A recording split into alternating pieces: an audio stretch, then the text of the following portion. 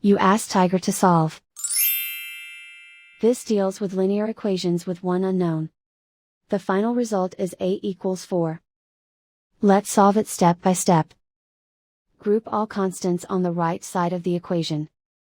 Subtract 12 from both sides. Group like terms. Simplify the arithmetic.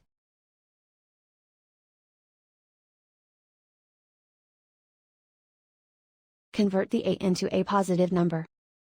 Multiply both sides by -1. Remove the ones. Simplify the arithmetic. And so the final result is A equals 4.